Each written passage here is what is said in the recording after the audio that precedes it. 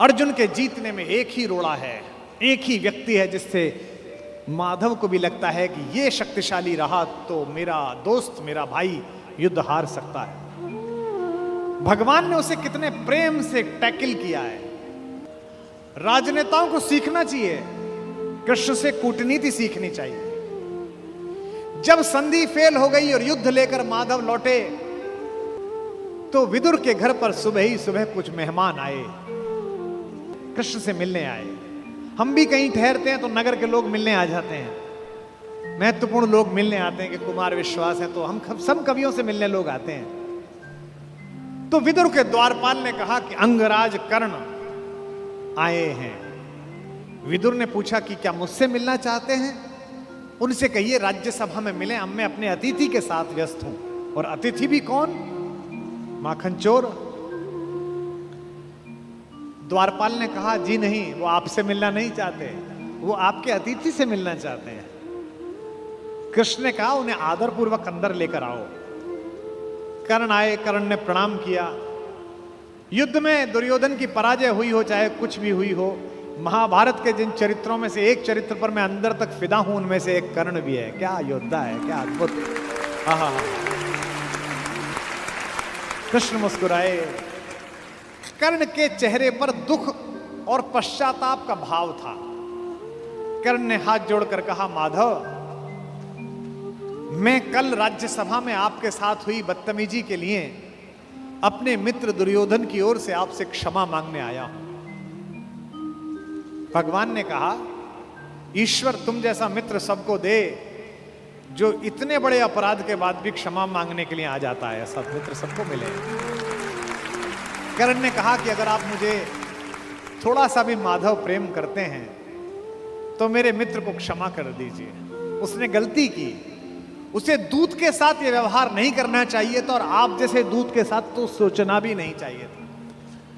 भगवान ने कहा मैं उसे माफ कर दूंगा, लेकिन एक शर्त है कर्ण। अंगराज ने कहा कि इसी क्षण मैं आपको अंग प्रदेश का राज्य दे देता हूं। मेरा शरीर ले लीजिए पर मेरे मित्र को माफ कर दीजिए। कृष्ण ने कहा शरीर देने की इतनी उतावली में मत आओ अंगराज, समय तय हो चुका है, सबको देना पड़ेगा, तुमको भी देना पड़ेगा। पक्का तय हो, कर सकते हो तो इतना करो, अब मैं वापस पांडवों के पास जा रहा हूं, हस्तिनापुर की सीमा तक मुझे छोड़ के आओ। उसने कहा इससे बड़ा सौभाग्य का होगा कि मैं आपको छोड़ने चलूं। आइए मेरे रथ में बैठिए। कृष्ण ने कहा कि ठीक है, मैं तुम्हारे रथ में बैठ जाता हूं। आपकी कार में कोई बहुत बड़ा आदमी बैठने लगे तो कभी भी ड्राइवर से गाड़ी मत चलवाना। ड्राइवर से कहना तू नीचे उतर, सवार बहुत बड़ा है, अब ड्राइव मैं करूंगा, गाड़ी खुद चलाना सवार। कर्ण ने अपने चालक से कहा कि नीचे उतर, इस रथ पर त्रैलोक्य का स्वामी बैठने वाला है, ड्राइव मैं करूंगा। और कर्ण तो ड्राइवर का ही लड़का है, सूत पुत्र है, उसको तो आता ही है रथ चलाना, रथ चालक का बेटा है। कर्ण रथ चलाने लगा। भगवान पीछे से उतरकर कर्ण के पास आकर बैठ गए और थोड़ी देर बाद उसका रथ छोड़कर उसे अपने रथ पर बिठा लिया। वहां भी वही रथ चलाने लगा। अब भगवान ने उससे बातचीत शुरू की। देखिए कितने बड़े कूटनीतिज्ञ हैं ये कन्हैया, दिखते भोले हैं लेकिन परम चालू। इनको पता था कि एक ये आदमी है जो फजीता करेगा, इसका मनोबल तोड़ो। पहली बार कर्ण को यह पता चला जो भेद उन्होंने बताया।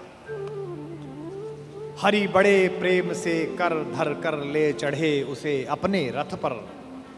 रथ चला परस्पर बात चली, शमदम की टेढ़ी घात चली। शीतल हो हरि ने कहा हाय, अब शेष नहीं कोई उपाय। कर्ण अब कुछ बचा नहीं, हो विवश हमें धनु धरना है। अब तो हमें यह धनुष उठाना पड़ेगा, क्षत्रिय समूह को मरना है। मैंने कितना कुछ कहा नहीं, विषबाण कहां तक सहा नहीं, पर दुर्योधन मतवाला है, कुछ नहीं समझने वाला है। चाहिए उसे बस रण केवल, सारी धरती की मरण केवल।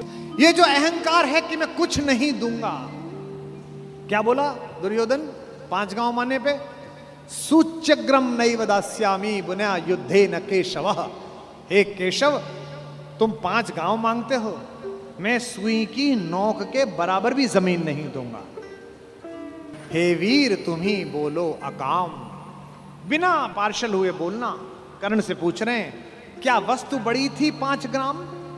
5 ग्राम ही तो मांगे थे, वह भी कौरव को भारी है, मत गई मूढ़ की मारी है। दुर्योधन को बोधूं कैसे, इस रण को अवरोधूं कैसे?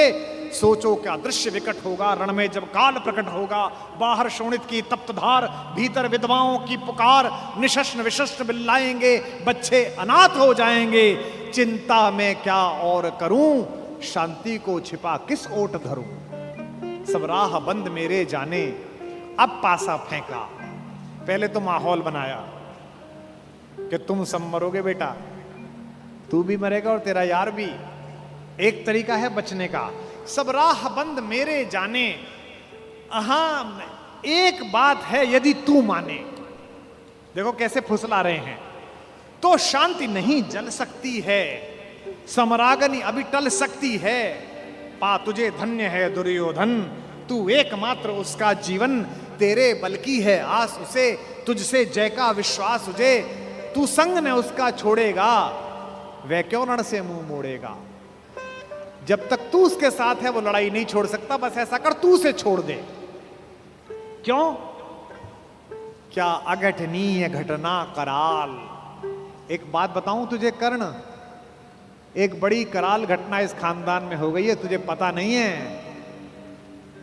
तू प्रता कुक्षिका, प्रथा मतलब कुंती, तू कुंती कोख का प्रथम लाल, तू कुंती का पहला बेटा है।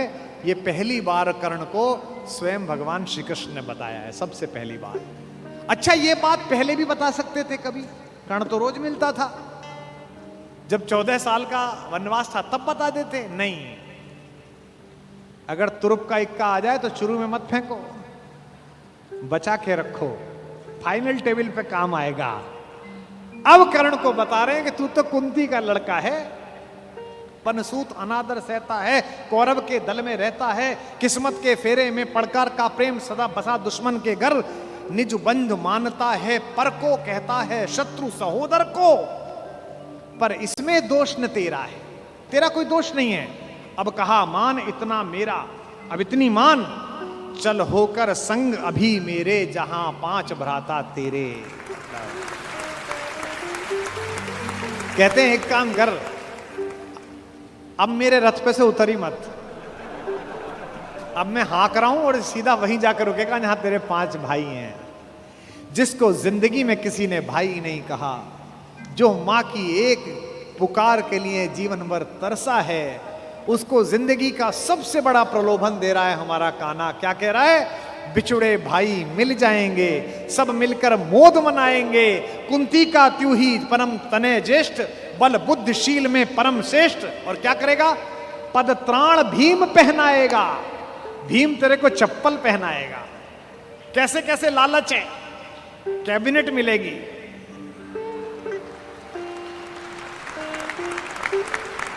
और उसमें भी कोई छोटा मोटा मिनिस्टर नहीं, सीधा ही प्राइम मिनिस्टर। पद त्राण भीम पहनाएगा, हैं? धर्मादिप युधिष्ठिर चमर डुलाएगा। तेरे दरबार के बाहर कौन खड़े होंगे? पहरे पर पार्थ प्रवर होंगे।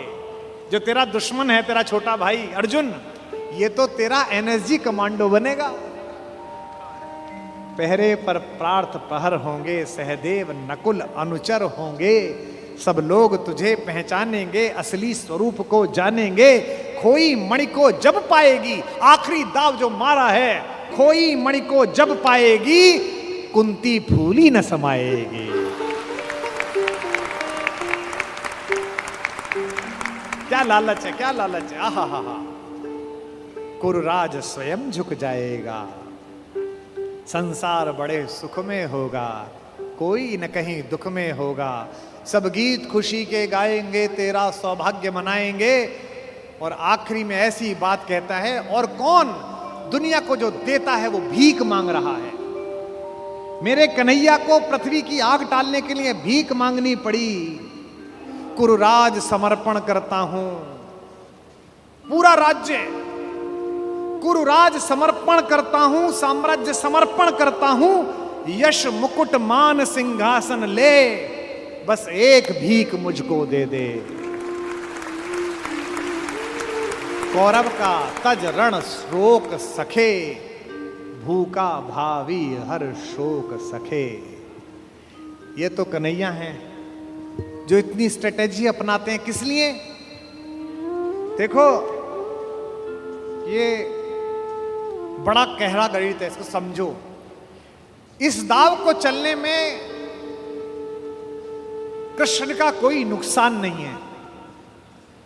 अगर कर्ण इधर आ जाता तो महाभारत समाप्त हो जाती। और एक ऐसा योद्धा जो सुबह दोपहर शाम इसी बात की कसम खाता था कि अर्जुन को मारना है, इन पांडवों को मारना है, इसके कलेजे में ये बात डाल दो कि ये तेरे भाई हैं, तो जब युद्ध लड़ेगा तो थोड़ा तो हाथ कांपेगा, थोड़ा तो दिल के अंदर कुछ दुख दुख पैदा होगी।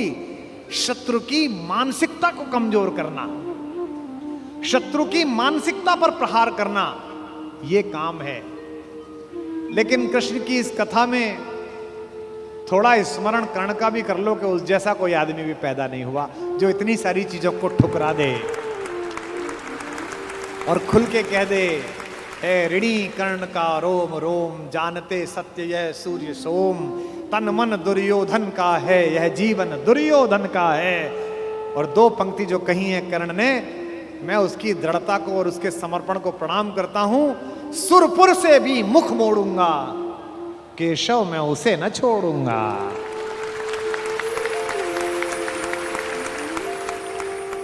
ये जो चरित्र है कृष्ण का योजना बनाने का, पहले कुंती को भेजा, जाओ बता के आओ कि तुम उसकी मां हो।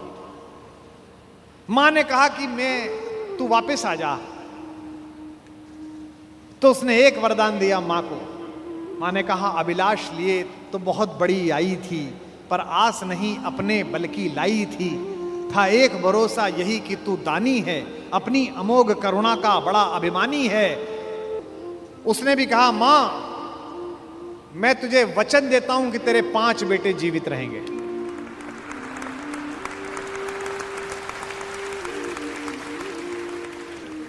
इसका मतलब है कि कर्ण ने कहा कि युद्ध के बाद 5 बेटे जीवित रहेंगे। अर्जुन के अलावा किसी पर हथियार नहीं उठाऊंगा। अर्जुन मिलेगा तो छोड़ूंगा नहीं, अर्जुन मर गया तो युद्ध समाप्त करवा दूंगा, तब भी तेरे 5 बेटे जिंदा रहेंगे। खुलकर कहूंगा ये मेरी मां है। और अगर अर्जुन का दाव चल गया मां, तो तुझे पता और मुझे पता कि हम मां बेटे हैं, तेरे 5 बेटे जिंदा रहेंगे। जा मां, मैं तुझे वरदान देता हूं।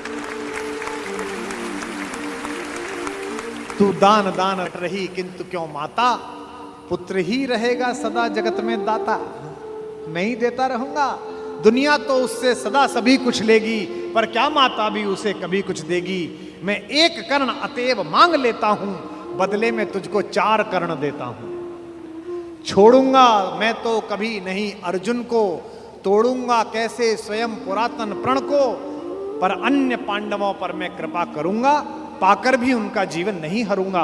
और जिन्होंने महाभारत पढ़ी है उन्हें पता है कि जब कर्ण सेनापति बना, उस दिन उसने 4 पांडवों को 5 बार पकड़ के छोड़ दिया। भीम तो उसके रथ के आगे आके नृत्य करने लगा, गुस्से में रोता हुआ कि मुझे अपमानित करके छोड़ता है, मैं क्षत्रिय हूं, मेरा वध कर मुझे मार दे। और गालियां बकने लगा, तू सूत का पुत्र है, तुझे क्या पता कैसे लड़ा जाता है। भीम के रथ को तोड़ दिया अपने तीरों से कर्ण ने। उसी कर्ण को इन्होंने, जो पीछे खड़े मुस्कुरा रहे हैं, बिना शस्त्र के मरवा दिया। उसके हाथ में कोई धनुष नहीं और मरवा दिया। अर्जुन से कहा, मार, अभी मार। आपको लग सकता है कि ऐसा क्यों हो गया। यही कृष्ण है जो कूटनीति को इस प्रकार नियोजित करते हैं कि उसका तर्क भी साथ साथ देते हैं। रश्मिरथी में मेरे पिता में मेरे बाबा हमारे खानदान के बड़े दिनकर कहते हैं कि विपद में कर्ण को यों ग्रस्त पाकर, सराशनहीन अस्तव्यस्त पाकर, जगाकर पार्थ को भगवान बोले, खड़ा क्या देखता है मौन भोले। सराशन तान, बस यही अवसर यही है, तान मार इसको, घड़ी फिर और मिलने की नहीं है। विषख कोई बाण, बाण कोई गले के पार कर दे, अभी ही शत्रु का संहार कर दे।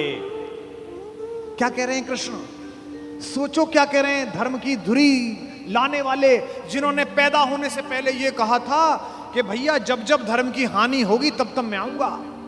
यदा यदा ही धर्मस्य ग्लानिर्भवति भारत अभ्युत्थानम अधर्मस्य तदात्मानम सृजाम्य। हम धर्म की स्थापना के लिए आए हैं और निहत्ते को कह रहे हैं मार मार मार। ये क्या है? ये अधर्म है कि धर्म है? अब मैं तर्क दे रहा हूं कृष्ण की ओर से, जो कृष्ण ने उस समय तर्क दिए होंगे। कहते हैं श्रवण कर विश्व गुरु की देशना यह, विजय के हेतु आतुर ऐषणा यह, सहम उठा जरा कुछ पार्थ का मन, विनय में ही मगर बोला अकिंचन, नरोचित किंतु क्या यह कर्म होगा, मलिन इससे नहीं क्या धर्म होगा। हंसे केशव वृथा हट ठानता है, अभी तू धर्म को क्या जानता है। कहूं जो पाल उसको धर्म है ये, मैं जो कह रहा हूं वो कर, हनन कर शत्रु का सत्कर्म है ये। क्रिया को छोड़ चिंतन में फंसेगा, उलटकर काल तुझको ही गसेगा।